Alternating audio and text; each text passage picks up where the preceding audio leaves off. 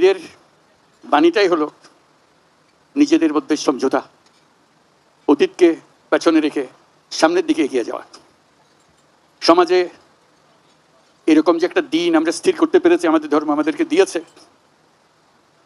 এটাই আমাদের জন্য একটা মস্ত বড় আশীর্বাদ।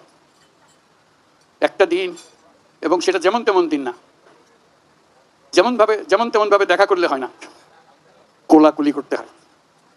এটাই ধর্মের বিধান। আমরা কোলাকুলি করি, সবাইকে আপন করে নেই।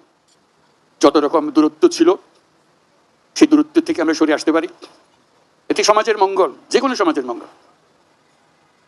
সেই সমাজের মঙ্গল আমরা যেন আগ্রহ সহকারে নিজেদের মধ্যে আত্মস্থ করতে পারি।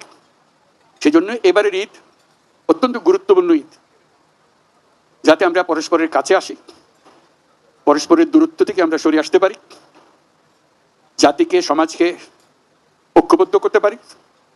কারণ এই ঐক্যবদ্ধ হওয়াটা আমাদের জন্য এই সময়ের জন্য বিশেষভাবে জরুরি, সেটা যেন আমরা অর্জন করতে পারি।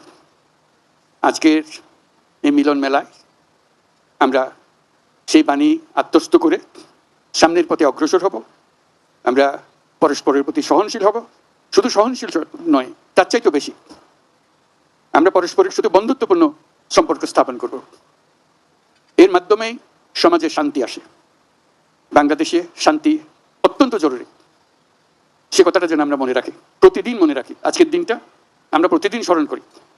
আমরা দেশে শান্তি চাই, যাতে মানুষ নিজ মনে নিজের আগ্রহে দিন চলতে পারে, কারো ভয়ে, কারো ভীত হয়ে, কোনো ভয়ে ভীত হয়ে তাকে চলতে না হয়।